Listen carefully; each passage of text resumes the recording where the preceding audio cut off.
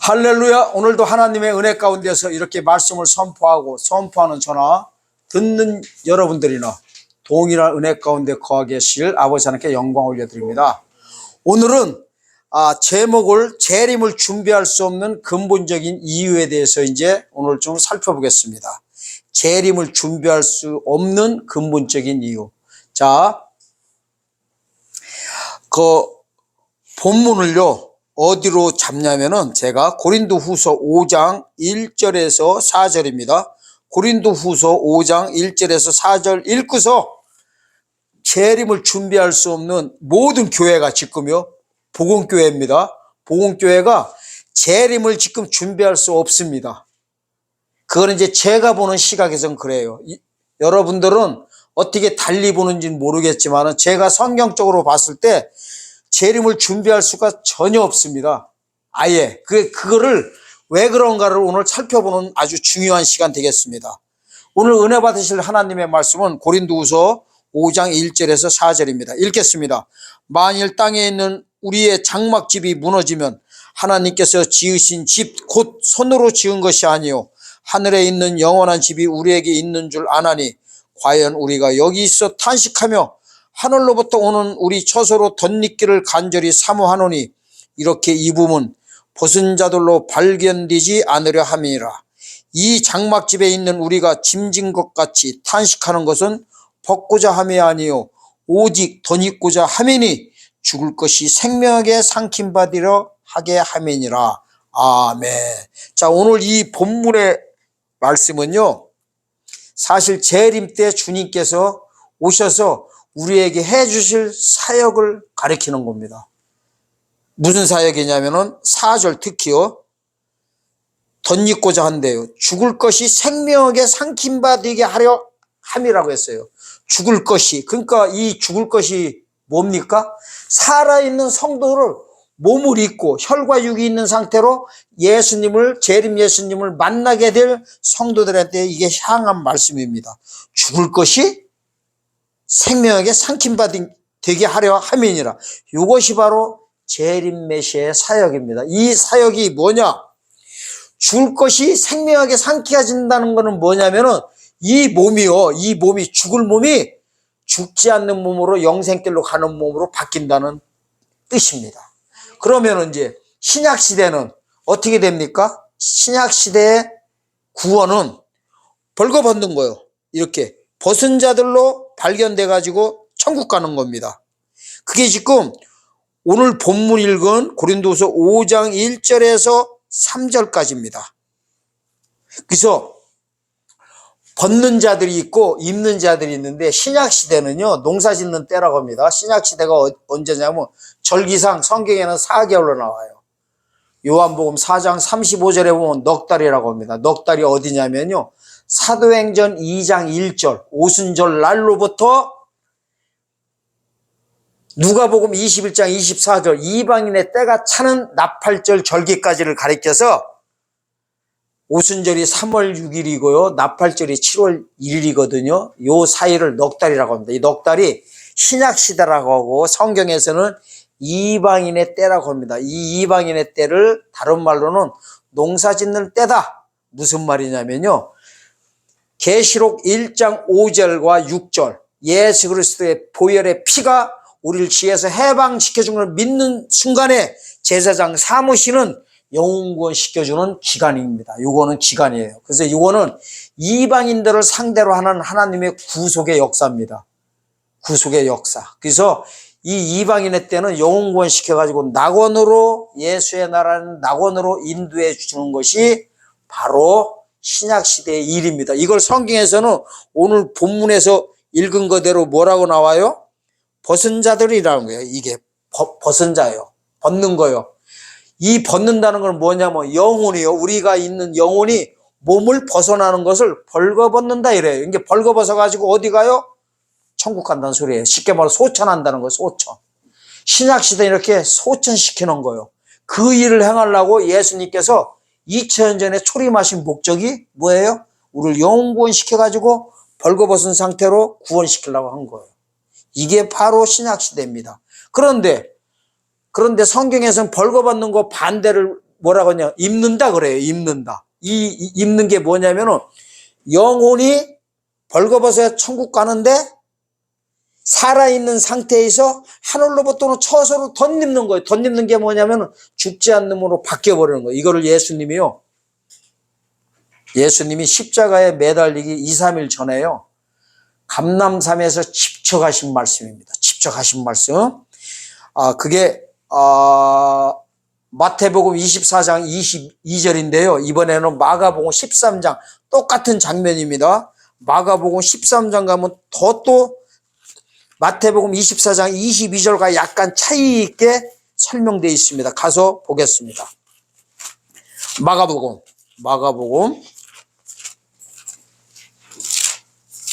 13장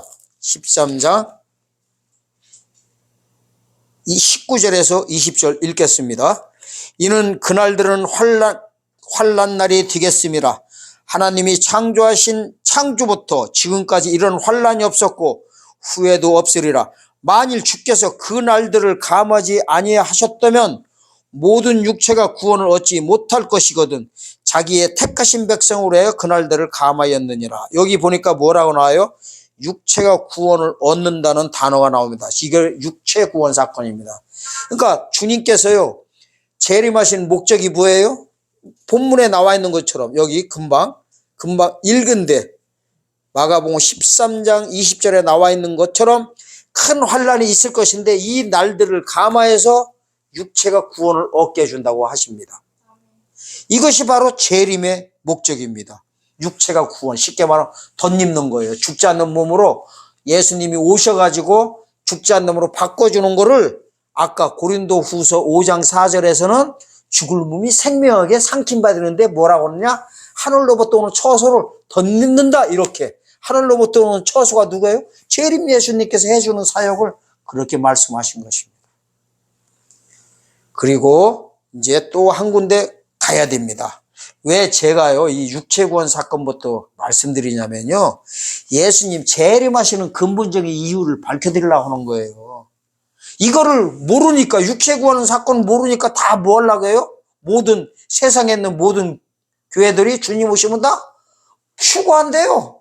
부활한대요. 아니라니까요. 휴거시키긴 시켜요. 근데 하나님이 제한시켜버려요. 순교자들과 마지막 시대 이 말씀을 전하는 추수와 일꾼들을 두 증인이라고 하는데 이 자들만 갖다가 뭐합니까?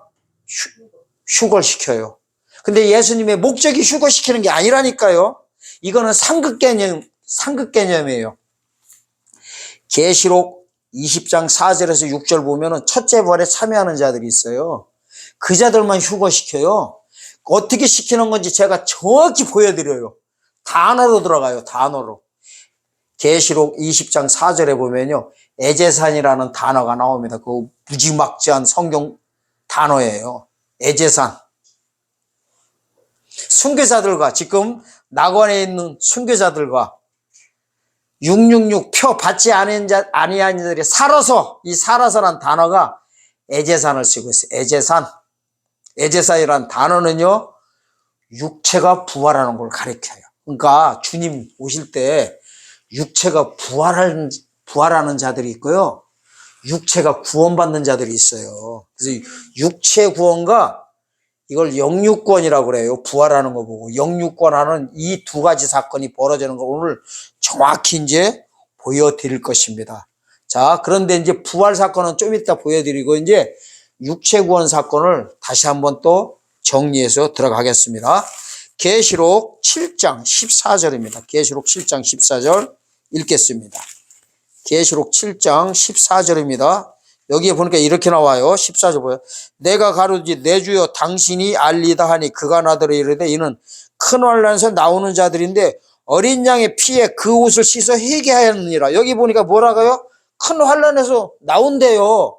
아까 마가복음 13장 20절에서도 뭐라고 해요? 큰 환난에서 나오는데 그 날들을 감해준대요. 그러니까 마태복음 24장 22절과 마가복음 13장 20절 사건은 같은 장면, 같은 사건이에요. 거기 보니까 뭐라고 나와요? 큰 환난이 있대요. 근데 그 날들을 감하여서 육체가 구원을 얻게 해준대요. 이거를 머릿속에다 이제 입력시키셔야 됩니다. 그 육체가 구원받는 사건을 고린도후서 5장 4절에서는 죽을 몸이 생명에게 삼킴받았다 이러는 거예요. 그걸 하늘로부터 처소를 덧입었다 그러는 거예요. 아멘? 여기까지 이해하셔야 돼요. 여기까지 하나로 보셔야 돼요. 그런데 이 사역하는 거를 계시록 7장 14절에서 어린 양의 피로 그 옷을 씻어 회개했다는 거예요. 그 옷이 뭐예요? 주님 오실 때 예수님의 사역을 믿고 있는 것이 옷 입는 거예요. 옷 입는 게 바로 고린도후서 5장 아까 3, 4절에 나와 있는 덧입는 거예요. 덧입는 거. 덧입는 게 뭐예요? 옷이죠. 벌거벗는 거는 죽어 천국 가는 거라면 덧입는 거는 뭐예요? 영생길로 그냥 이 몸이 살리심 받아 들어가는 거를 믿어버리는 거예요. 그러니까 벗는 것도 좋은 거예요. 덧입는 것도 좋은 거고. 근데 벗는 것보다 더 좋은 게 뭐냐면은 옷 입는 거예요. 죽어 천국 가는 것보다 살아 직접 예수님 만나가지고 천년하고 들어가는 겁니다. 이걸 이해하셔야 돼요. 그러고 나서요, 어디를 이제 봐야 되냐면은 17절을 봐야 돼요. 15절과 16절은 건너뛰어야 돼요. 계시록 7장 15절과 16절은 뭐냐면 여기는 천년왕국을 가리켜요. 이 원래가요, 이렇게 써야 돼요. 계시록 7장 14절 다음에 17절을 바로 붙였어야 돼요. 그리고 15절과 16절을 뒤로 뺐어야 돼. 근데 하나님이 어떻게 했냐, 복잡하게 해놨어요.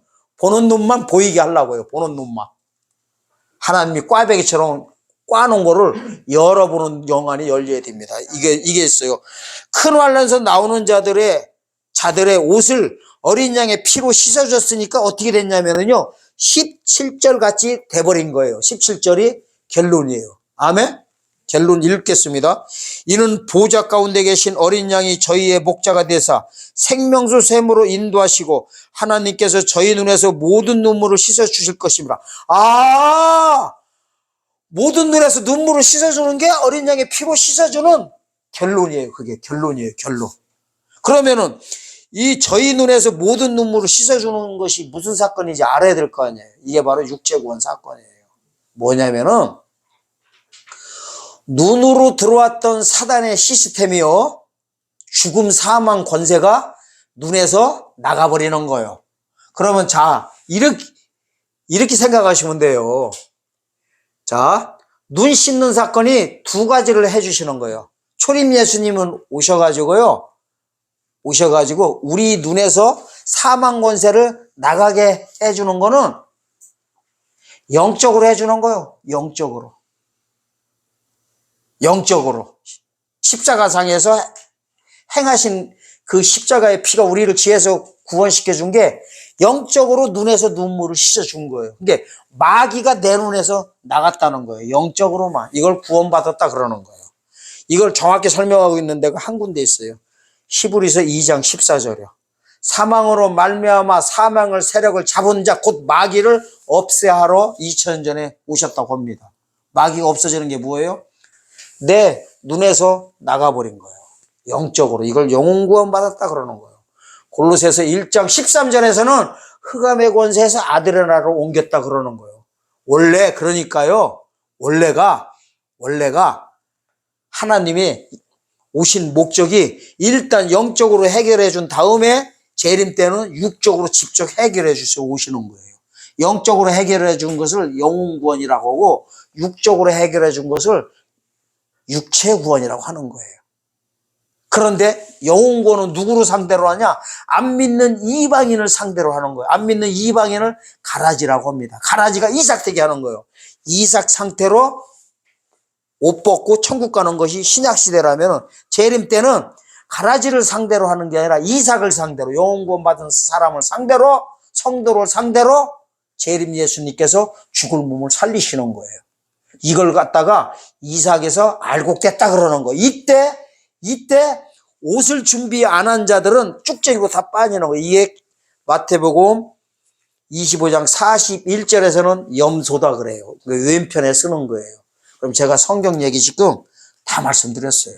초림의 목적과 재림의 목적이요. 요거예요. 요게 핵심이에요. 성경. 아멘? 그 다음에 이제 중요한 거 이제 말씀드립니다. 자, 천년왕국 끝에요. 천년왕국 끝에.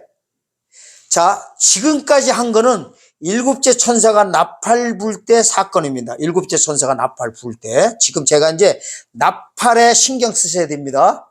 자, 성경에 보면요. 일곱째 나팔이 있고 마지막 나팔이 있어요. 일곱째 나팔은 뭐하러 오시는 거요? 일곱째 천사가 나팔 불 때 두 가지를 해주러 오십니다. 첫째, 부활시켜주러 오는 자들이 있고, 또 이 육체가 구원을 얻게 해주시는 성도들이 있습니다. 그러니까 두 가지 일이 벌어집니다. 두 가지 일이. 자, 두 가지 일이 벌어지는데 주님 오실 때 휴거하는 자들이요. 누구냐면 계시록 20장 4절에서 6절이에요. 이분들이 뭐냐면은 이분들이 주님 오실 때 왕권 받아가지고 마태복음 16장 27절과 28절 보면 주님 오실 때 왕권을 갖고 온다고 해요. 예수 왕권을. 그거를 받는 자들이 바로 20장 계시록 20장 4절에서 6절의 인물들입니다. 읽겠습니다. 또 내가 보좌들을 보니 거기 앉은 자들이 있어 심판하는 권세를 받았더라. 또 내가 보니 예수의 증거와 하나님의 말씀을 인하여 목뱀을 받은 자들의 영혼들과, 자, 예수의 증거와 하나님을 말씀을 해서 목배임 받은 자리 영혼들입니다. 요거는 순교자들이에요. 지금 낙원에 있는 자들이에요. 그 다음에 요걸 보세요. 또 짐승과 그의 우상에게 경배도 아니하고 이마와 손에 표를 받지도 아니한 자들이 살아서 그리스도적으로 천년 동안 왕노릇하니, 이분들이 누구예요? 666을 안 받았대요. 그런데 조건이 뭐예요? 요걸 보셔야 돼요. 짐승과 그의 우상에게 경배도 아니하고 이마와 손에 그의 표를 받지도 아니한 자들이 살아서, 자, 요거를 이해하시려면요, 계시록 11장으로 가야 됩니다. 계시록 11장 보면 두 증인이 1260일 전파를 해요. 재림 때. 근데 666 받지 아니한 자들이 다시 살아나는 거는요, 두 증인들밖에 없어요. 살은 사람들이. 자, 육체 구원 받는 자들은 죽었다 다시 안 살아요. 거기 보면 계시록 11장 7절에 보면요, 1260일 전파한 두 증인들이 죽습니다. 그런 다음에 3일 반 후에요. 3일 반 후에 계시록 11장 11절과 12절에서 구름 가운데 예수님이 재림하신 예수님이 공중 재림하신 분이 이리로 올라오라는 소리를 듣고 부활해서 올라갑니다. 요게 살아난 거예요. 다시 죽었다 살은 거예요. 아멘? 요한계시록 다 찾아보면요, 주님 오실 때 죽었다 살아난 자는 이 3일 반 동안 살아나는 인물들밖에 없어요. 아무도 없어요. 성경 똑바로 보셔야 돼요. 요 살아사라는 단어가 에제산을 쓰고 있어요. 에제산. 이 원어 들어가서 보면 에제산은요, 육체가 부활한 자들한테 쓰는 단어입니다. 육체가 부활한 자들. 이게 주님 오실 때 육체가 구원받는 자들이 있고요, 육체가 부활하는 자들이 있어요. 그래서 3일 반 동안 장사를 못 지내게 하는 거예요. 몸뚱이가 그대로 있게 만드는 거예요. 변화체 성격이라서. 그 이유를 아시고 성경 보셔야 돼요. 아멘? 원래요, 죽었다가 몸뚱이가 없는 자들은 잘 보셔야 돼요. 몸뚱이가 없어진 사람들, 무덤 속에 들어갔다가 무덤이, 이 혈과 육이 몸뚱이가 없어진 상태에서 다시 살아난 거 보고는 에제사이란 단어 안 써요. 신령한 몸 이래버려요. 계시록, 고린도전서 15장 44절 가서 봅시다. 이래요. 육의 몸으로 신고 신령한 몸으로 다시 사나니 육의 몸이 있은즉 신령한 몸이 있느니라. 아멘? 그래서 이어 부활하는 거 보고는 51절 보셔야 됩니다. 51절 고린도전서 15장 51절 보면 마지막 나팔이라는 단어가 나와요. 보세요. 51절. 보라, 내가 너에게 비밀을 말하노니 우리가 다 잠잘 것이 아니오. 마지막 나팔에 순식간에 다 변화하리라. 나팔 소리가 나며 죽은 자들이 썩지 아니하고 다시 살고 우리도 변화하리라. 이 죽을 것이 불갑을 썩지 아니함을 입겠고 죽을 것이 죽지 아니함을 입으리로다. 이 썩을 것이 썩지 아니함을 입고 이 죽을 것이 죽지 아니함을 입을 때에는 사망의 이김에 삼킴받으리라고 기록된 말씀이 응하리라. 요 끝에 있지요. 사망이 이김에 삼킴받으리라고 기록된 말씀이 응하리라. 이 사망의 이김에 삼킴받은 거는 부활을 가리키는 거예요. 아까 고린도후서 5장 4절에서는 죽음이 생명에게 상김받는다고 하잖아요.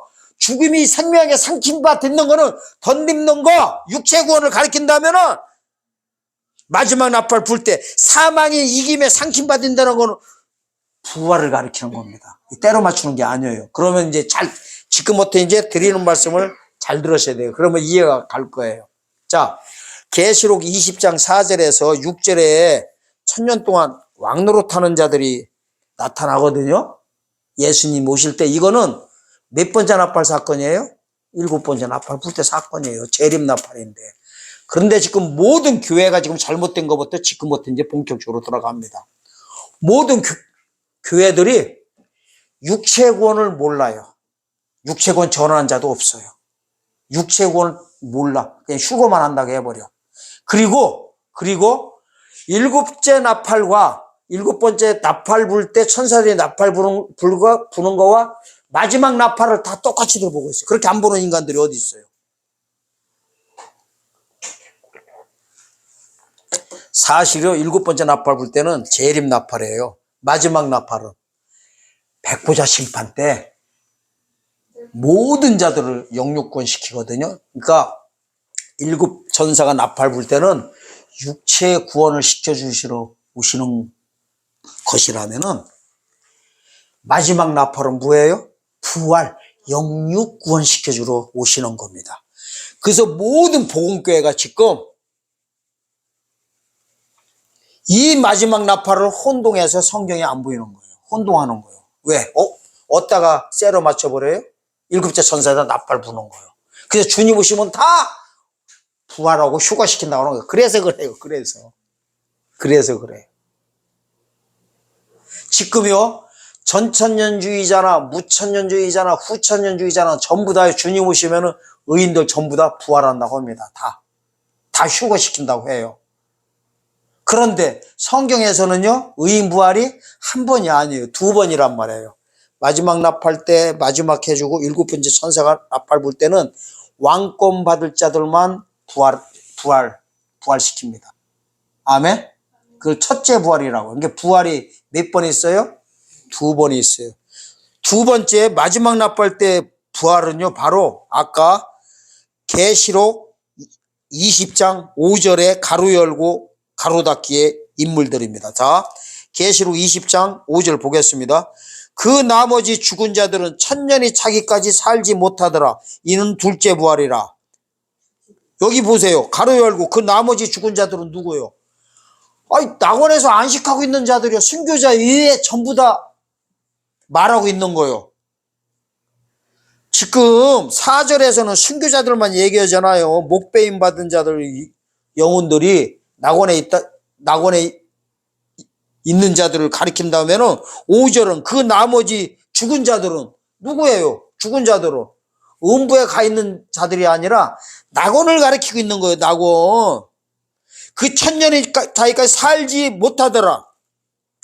그러니까 1000년왕국 끝에 부활시켜준다는 겁니다. 그러니까 이거를 갖다가 둘째 부활이라고 하는 거예요. 여기는 성도 부활이에요. 성도 부활. 첫째 부활은 왕들의 부활. 아멘? 그러니까 지금의 모든 교회들이 재림을 갖다가 못 전하는 이유가 왕들의 부활과 성도들의 부활을 구별이 안 돼서 그래요. 아멘?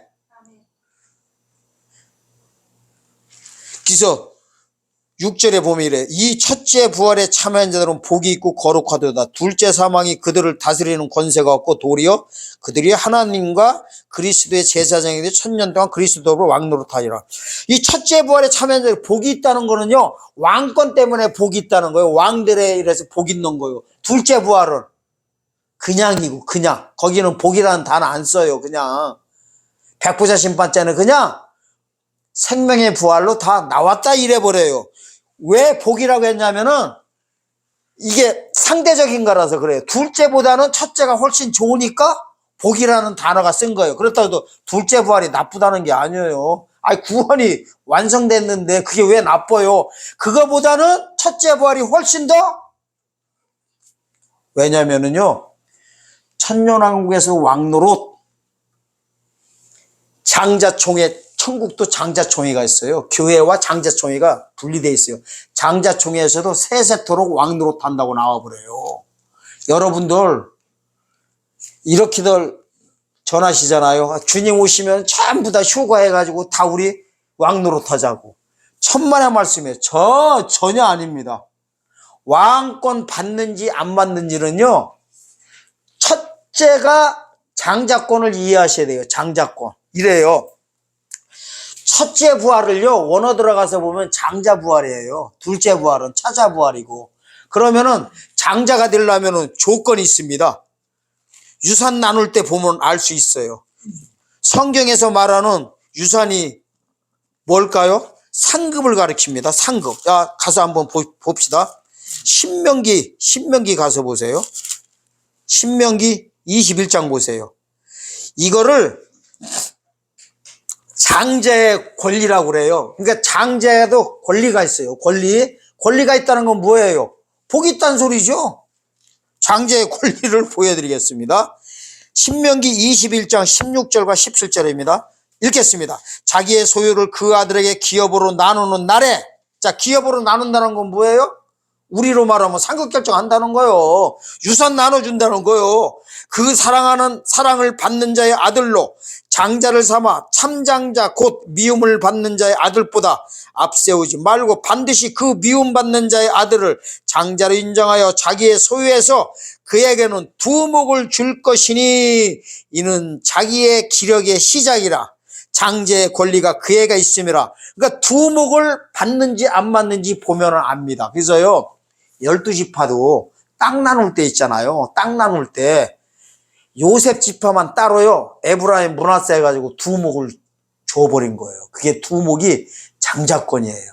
그래서 성경에요, 구약 연구해버리면은 세 가지 장자가 나옵니다. 이걸 이해하셔야 돼요. 혈통적 장자가 있고요, 명분적 장자가 있고, 혈통, 명분, 그리고 혈통적 장자, 명분의 장자, 그 다음에 갑자기 혼동이나, 영적인 장자. 이렇게 나옵니다. 아멘? 이렇게 나오는데요.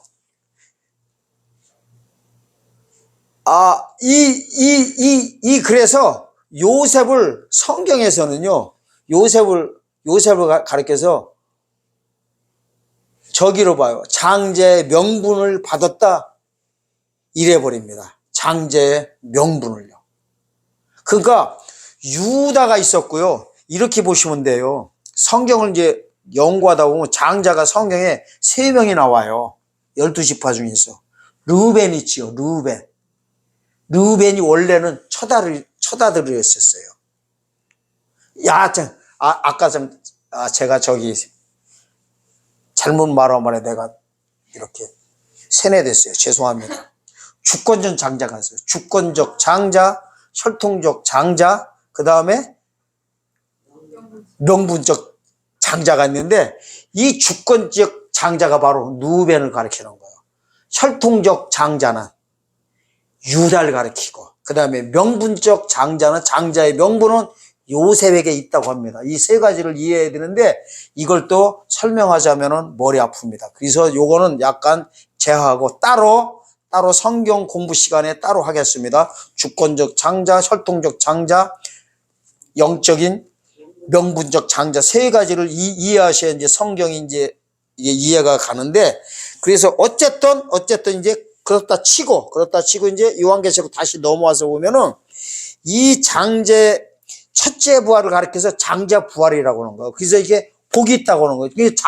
장자니까 몇 목 받아야 돼요? 2목 받아야 돼요. 자, 여기서 1000년 동안 왕노릇 했어요. 그 다음에 끝나면은, 1000년왕국 끝나면은 두 번째 목이요, 21장 24절입니다. 계시록. 만국이 그 빛 가운데 다니고 땅의 왕들이 자기 영광을 가지고 그리로 들어오리라. 누가요? 땅의 왕들이 누구예요? 지금요, 요한계시록 21장은 위치는요, 천년왕국 끝의 사건이에요. 백보자 심판 때 이렇게 한다는 거예요. 이게 1000년 동안 이 새하늘과 새 땅에서 천년왕국에서 왕로로 탄 다음에 이 왕들이 자기 영광을 가지고 그리로 들어간다는 데가 어디예요? 그리로 들어가는 게 바로 어디예요? 장자들의 총회예요. 장자들의 총회. 거기 가가지고 세세토록 왕노로 타는 게 22장 5절 사건입니다. 자, 여기까지만 하고 이제 한 가지만 더 말씀드리겠습니다. 자, 그 다음에 이제 백부자 심판 때 있잖아요. 백부자 심판 때 부활시켜주는 거를 성경에서는 어떻게 나왔냐면은 계시록 21장 3절과 4절에서 보면요. 모든 눈에서 눈물을 씻겨준다고 합니다. 모든 눈에서 눈물을 씻겨주니까 자 3절과 4절 읽겠습니다. 계시록 21장 3절과 4절.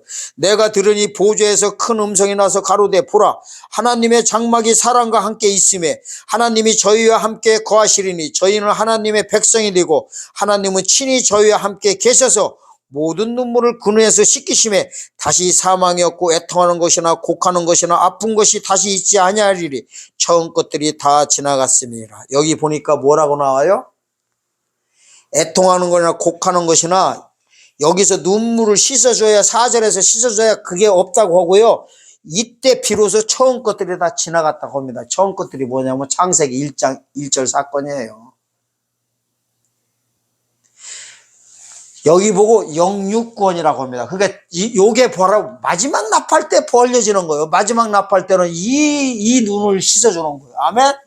일곱 번째 납할은 계시록 7장 17절에서 모든 눈에서 눈물을 씻어주는 육체 구원 사건이라면은 계시록 21장 4절에서 이 눈물 씻겨주는 거는 영육구원 사건입니다. 이게 바로 마지막 납할 때입니다. 자, 보세요.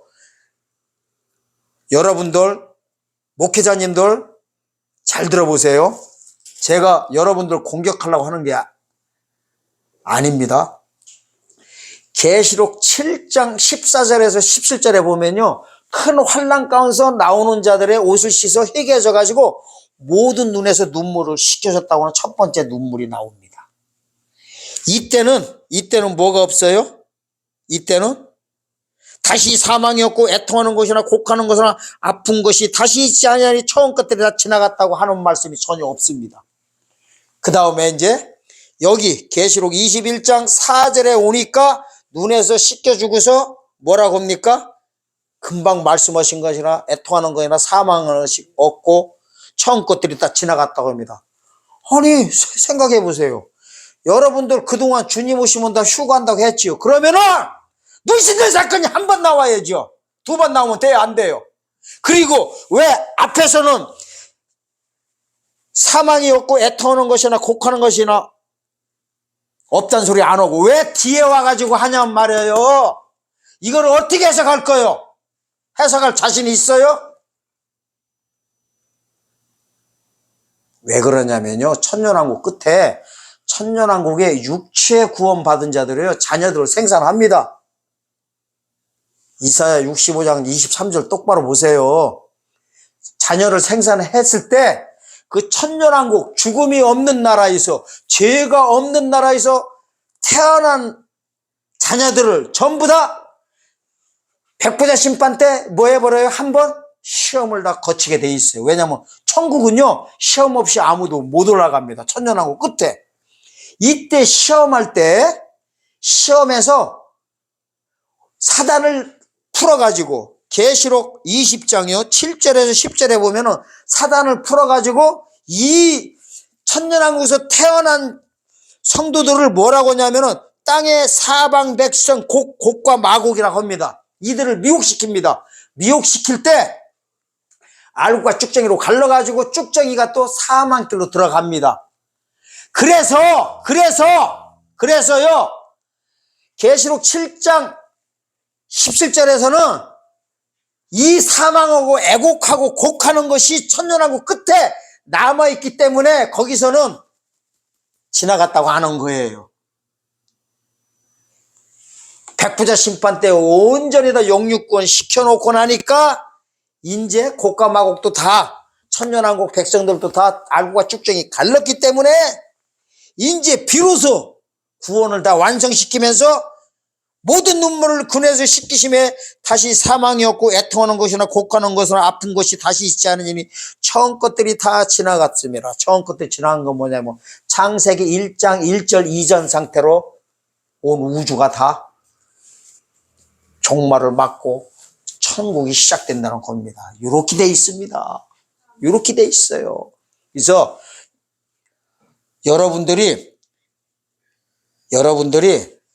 지금까지 재림을 전하지 못한 이유가 뭐냐면은 첫째, 영구원 받은 상태로 주님 그냥 영접하려고 해서 안 되는 겁니다. 영구원 받은 그 상태로 주님을 만나려고 해요. 둘째, 육체관에 관한 예수님의 재림 사역을 여러분들은 모르고 있는 거예요. 이게 천년시대가 왜 필요하냐면 에덴을 회복시키러 오시는 거예요. 에덴을 회복시키러요. 그러려면 누가 있어야 돼요? 죄 짓기 전 사람의 상처들이 나타나야 되는 거. 그게 재림 때 육체 구원 받을 성도들입니다. 이 자들을 통해서 창세기 1장 28절에서 이루지 못한 에덴 동산을 회복해서 온 우주에다가 이루시러 오시는 것입니다. 이 사역을 모르니까 뭡니까? 해석이 안 되는 겁니다. 세 번째로 안 되는 이유가 있어요.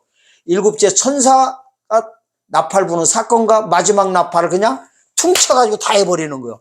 여러분들 전부 다요. 뭐 때문에 안 되시는지 아세요? 퉁퉁퉁 때문에 안 돼요. 첫 번째 퉁치는 게 뭐라겠어요? 영원이다 전부 다 그냥 퉁쳐버리네? 그 다음에 주님 오시면 전부 다 휴가한다고 그냥 퉁쳐버리네요? 그 다음에 세 번째 퉁은요? 일곱째 나팔과 여덟째 나팔 그냥 퉁쳐버리네? 아니, 그러면 퉁쳐버리면은 여러분들 시비 거는 게 아니에요. 제발 좀 대화 한번 해봅시다. 아니, 그러면은 다 그냥 퉁쳐가지고 끝날 것 같으면 아예 하나님이 정신 나갔어요? 만약에 여러분들 잣대로면 하나님이 정신 나가도 보통 나가신 게 아니에요.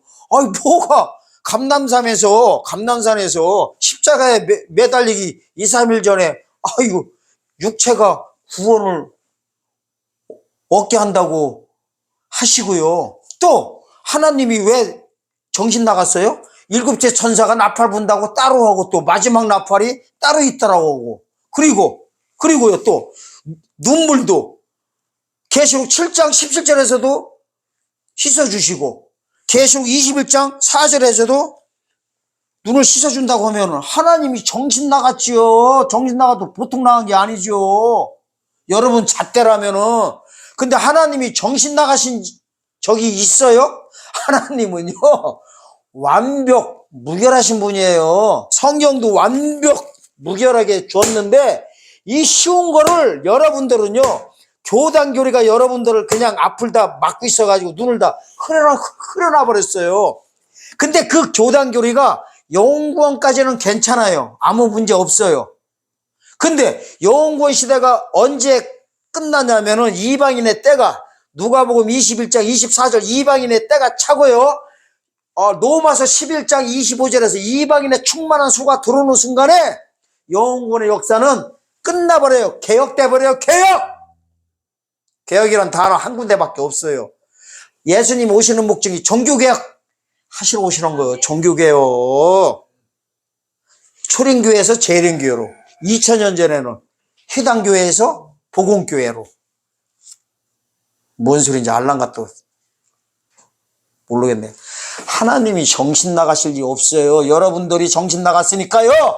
이제 정신 좀 차리세요. 정신 차리실 것 같아 됐어요. 주님 오실 때 얼마 안 남았어요. 진짜 얼마 안 남았어요. 주님 오시는 이 마지막 하나 남아있는 게 로스 전쟁이에요. 좀 제발요, 에스겔요, 37장에서 39장 좀 제발 좀 현미경식으로 좀 들여다보세요. 그래야 지금 벌어지고 있는 일을 정확히 성경적으로 알 수가 있고 준비하셔야 됩니다. 주님 오실 때요 다 됐어요. 여러분들 악한 종으로 빠지긴 너무 쉬워요. 너무 쉬워요. 악한 종으로 빠지는 것만 성경적으로 말씀드리고 끝나겠습니다. 3분 내로 끝나겠습니다. 주님이 더디오리라 한대요. 더디라는 단어가 크로노스 쓰고 있어요. 크로노스. 카이로스가 아니라 크로노스예요. 그러면 주님이 뭐라고 해요? 주님이 오셔가지고 지옥으로 들어가라고 한대요. 주님이 더디오리라고 하면 준비를 안 했다는 거예요. 마태복음 24장 48절에요. 25장 24절에서는요. 이 악한 종이 본전만 갖고 왔어요. 본전이 뭔지 아세요? 영구원만 가지고 온 거예요. 여러분들 지금 본전 가지고 다 주님 만나려고 하잖아요. 본전이 뭐냐면은요. 모세 때는 홍해 건너가지고요. 요단강 건너가려고 하는 거예요. 초림 때 본전이 뭔지 아세요? 율법 가지고 예수님을 초림 예수님을 영접하려고 한 거예요. 우리는 본전이 뭐예요? 영원 가지고 재림 예수님을 영접하려고 하면요. 이래버려요. 지옥 자식이라고 해버려요. 무익하고 게으른 종아 얼루 들어가라? 지옥으로 들어가라고 한다니까요. 마태복음 25장 24절에서 그 한 절에 나와요. 해치지 않은데 모았다고 해버려요. 이 본전만 내놓는 종이 해친다는 단어가 기질이에요. 기질 않고 주님을 만날 수 있는지 알았다는 거예요. 이대로 주님 만난다고 하는 거예요. 기질이 뭔지를 몰랐던 거예요. 그 다음에 성도들에게는요, 뭐라고 하는지 아세요? 지옥 자식. 저주받은 자들아 이래버려요. 왼편에서는 염소한테요. 마태복음 25장 41절에 보면 뭐라고 나오는지 아세요? 왼편에 쓴 자들에게 저주를 받은 자들아 나를 떠나 창세로부터 예비된 마귀들과 그 사자들을 위해서 예비된 영영한 불에 들어가라고 합니다. 예수님 재림하실 때요 쭉정이들한테 하는 소리예요. 뭐라고요? 마귀와 사자들을 위하여 예비된 지옥불에 먼저 들어가 있으라고 해요. 1000년 전에요. 1000년 전에. 여러분들 교단교리로 그거 해석 절대 못합니다. 왜요? 마귀 새끼들이요. 계시록 20장 10절에서 그때서 비로소 들어가게 돼 있어요. 마지막으로. 그 들어가기 전에요. 들어가기 전까지 어디에 있어요? 무저갱이다가 1000년간 감금해 놓습니다. 그러면은 무저갱이다 왜 감금하는지 그 이유를 알아야 될 거 아니에요. 그 이유를 어떻게 할까요? 그냥 오면 다 쉬고 하자고 하는데. 그 말이 안 되는 거. 성경이 말이 안 되게 안 돼 있어요. 근데 여러분들은 전부 다 말이 안 되게 그냥 주님들 다 만나려고 하는 거예요. 말이 안 돼요. 제가 보기에는요, 말이 안 되는 정도가 아니라 수두룩 해버립니다. 여기까지만 하겠습니다. 제가 또 하다 보면은 그냥 울분만 터져 나와가지고요.